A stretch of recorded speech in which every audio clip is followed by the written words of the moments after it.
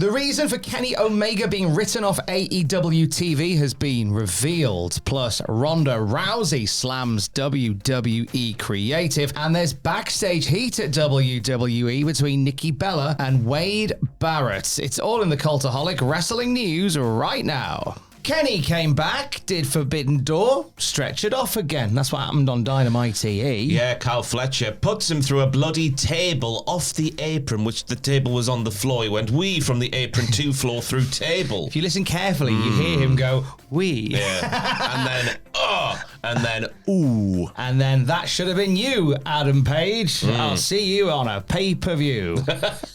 Exactly words to that effect.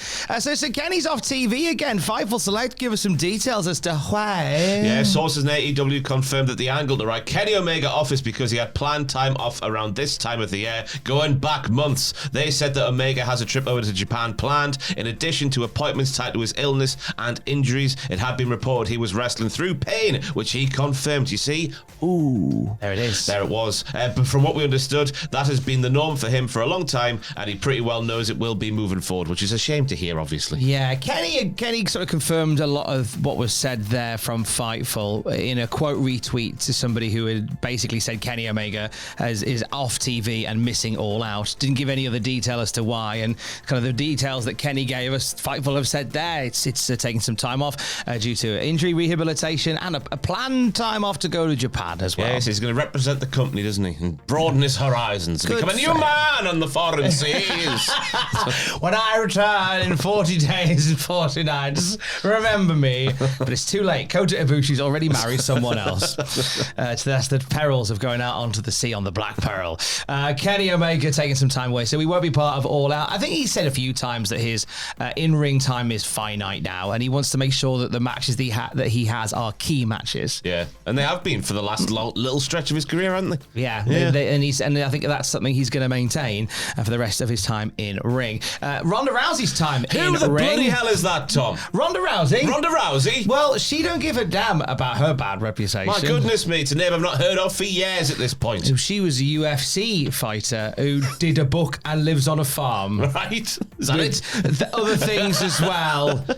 Wrestled a minute, won a rumble. So Ronda Rousey was speaking on the Lapsed Fan podcast. In it, she says that she's pretty much done as a wrestler. You know, all wrestlers say that at some point. Yeah. But she went into the weeds on her frustration with WWE Creative and a particular carrot that was dangled in front of her. The dirtier, the better. Sorry, you hear carrots, you got to say it. That's a great throwback. Millie Molly round there. Oh, and stick it on there if you're editing this. Incredible. Anyway, Ronda Rousey says, I got into WWE because I wanted to be able to wrestle with my girls, you know, the 4 horsewomen, and be able to wrestle with my friends, and they dangled that carrot, the dirtier the better, for my whole run and never let it happen. And in the second run, they kept dangling it, the dirtier the better. And then by the end, I was like, I'm effing leaving unless I can wrestle with Shayna, and that's how I was able to do it all. Well, 2 could play at that game. Sorry, that's the wrong Bobby Brown. Sorry. Big song, though. What a hell of a song. Play that game with Bobby. It's like he's here. Ronda Rousey also made some comments on her WWE Creative that featured Alexa Bliss. She was in a program with Bliss, and Bliss caught some strays in the process of her having a pop. She said, the fact they had me fighting Alexa Bliss at all was effing ridiculous. And you want to know why they had me against Alexa Bliss? Because she had the most merch sales at the time. Like, what the F? That's your decision-making process? Yeah, the idea of putting popular wrestlers against popular wrestlers to make money is ludicrous as far as I'm concerned. I am staggered, Tom. I'm shook. That is a fundamental lack of understanding how the professional wrestling business works. What does she want? You've sold no t-shirts. Let's put them on a pay-per-view because people are clearly interested in the person who sold no t-shirts. As Ronda Rousey rightly said, it's not about putting you with people who have made money at the merch stand and people want to see. It's about putting you with your mates. That's what it's all about. That and the okey cokey. MJF kind of agrees with us. But he hits back on these comments, saying it's almost like like pro wrestling, much like any professional sport, functions as a business. Effing crazy! Alexa Bliss made a comment on Twitter as well, without tagging or quote retweeting or anything. She just put, I love our business. Yeah. And we love Alexa Bliss as well. Yeah. I don't know what even... Alexa Bliss could have said nothing and just won that argument anyway. Yeah. She sold loads of t-shirts, therefore had to wrestle her. Oh, what a horrible thing to say.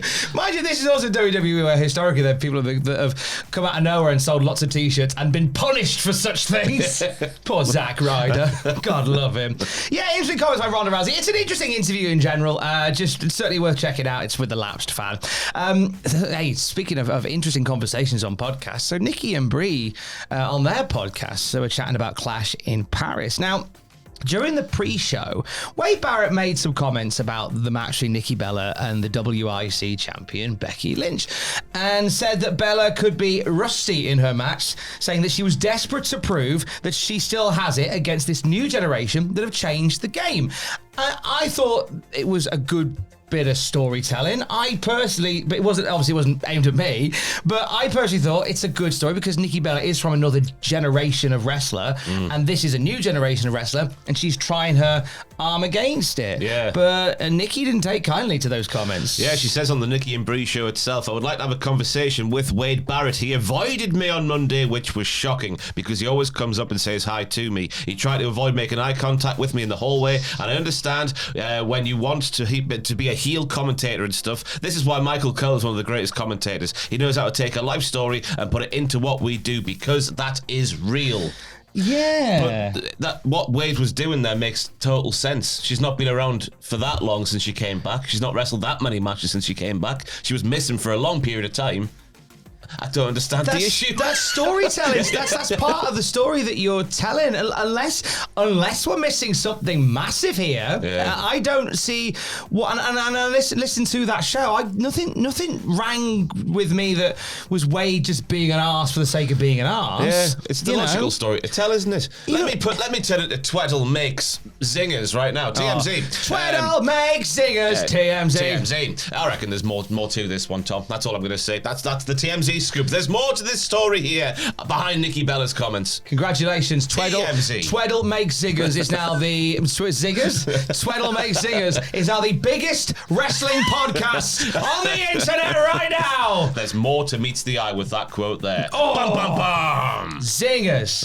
Up next. There's got to be though, surely. Yeah, it's got to be. It's got to be more to that than meets the eye.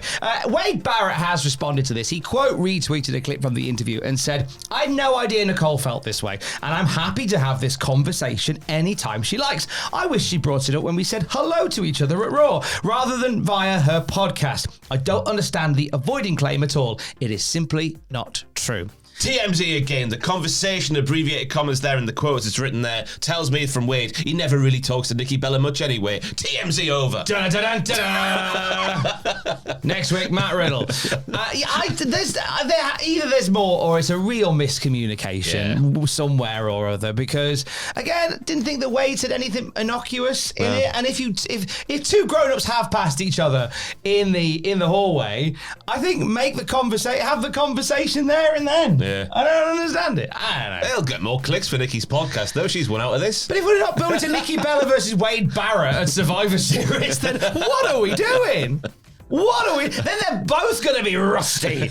Well, they will be, yeah. And Wade won't have a leg to stand on when Nikki says that to him. Yeah, that's it. Like Meat Planets, the gravity is thin when it comes to Wade Barrett and Nikki Bella. Boom, etc. It is Friday, and it's a Cultaholic After Dark Friday. It is, yeah. I'll go live just after the main podcast is finished. If you watch the thing live, that was an easy sentence for me to say. So if you start watching the Cultaholic Wrestling podcast at 8 p.m. BST this evening, then by the time you finish that, the After Dark podcast will be live from the bronze tier and upwards on the Patreon. And is it a dirty one this week? It's a filthy one.